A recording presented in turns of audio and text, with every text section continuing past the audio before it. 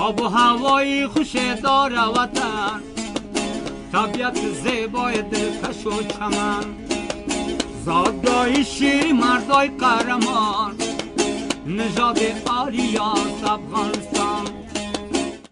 The images you just saw are from 19th century Afghanistan. Hard to believe, right? Whenever this country is in discussion, we start to picture men with long beards, American soldiers, Islamic warriors, and of course, suppressed women rights. So how did everything change so quickly in Afghanistan? A country with a population of over 62 lakh is surrounded from all sides by the well-known militant group, the Taliban. The atmosphere is tense, and there is chaos all around the region since the USA decided to end the longest war in its history that lasted for almost 20 years. To understand the current situation in Afghanistan, let us go back 50 years from now. Afghanistan was initially a monarchy under different rulers until 1973, when an army coup led by Muhammad Daud Khan overthrew the government and declared Afghanistan to be a republic. Khan was known for his autocratic rule and progressive social reforms. Because of his repressive policies, he was assassinated in 1978 during the Saur Revolution led by the Communist People's Democratic Party of Afghanistan, the PDPA.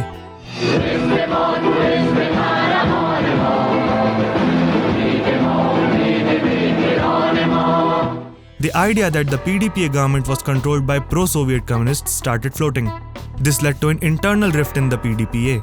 There were protests against the current government, and to stabilize the communist regime, the USSR intervened in 1979. This was not very much liked by the native spiritual Muslim warriors known as Mujahideen. They waged an internal war against the Soviets, which went on for 9 years. They were funded by the CIA and United States Department of Defense. This forced the Soviets to get their troops out of Afghanistan in 1989. This was followed by chaos and severe unrest. Many small militia groups emerged asserting their claim to the Afghan throne. One such group was the Taliban.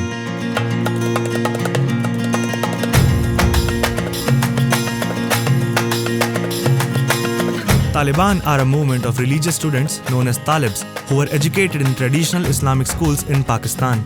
The movement was started by Mullah Muhammad Omar in September 1994 in Kandahar with 50 students with an aim of installing Islamic law in Afghanistan. Within months, more than 15,000 students joined the Taliban from various countries, marking the dawn of an unending war. Why did America invade Afghanistan? Al-Qaeda, which was initially a logistical support network for the militant groups, got overconfident and took on the USA by carrying out the 9/11 attacks on the Twin Towers. The Taliban openly condemned this action led by Osama bin Laden, but the mainstream media and George Bush administration blended the two groups, that is Al-Qaeda and Taliban, together, making both of them the same terrorist entity in the eyes of the world. Either you are with us or you are with the terrorists.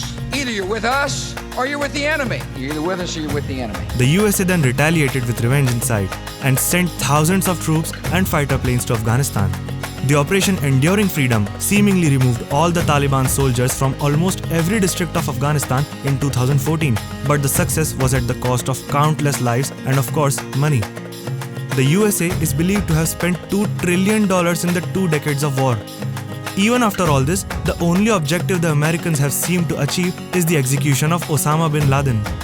Other objectives of the so-called Enduring Freedom operations were uprooting Taliban from Afghanistan, eliminating the illegal opium production, poverty reduction in the country, and peace. Of course, they succeeded in achieving none of the above. After 2 long decades of war, the United States decided to sign a peace deal with Taliban in February 2020 with a promise of withdrawal of all the American troops from Afghan soil within 14 months. All of this without even acknowledging its failure. Today, there are only 650 American soldiers left in Afghanistan. The Taliban has already started showing its true colors. The resurgence of the Taliban has once again turned Afghanistan into a terrorist-safe haven. As of now, the Taliban have taken control of 195 of Afghanistan's 407 districts and are contesting in 129 others.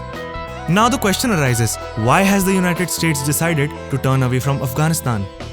The US Treasury has taken a massive hit because of the prolonged war. The USA now has another urgent priority, that is the challenge from the roaring China. So what was the regional impact of US's withdrawal? The geographical location of Afghanistan plays a key role in the regional dynamics of Asia.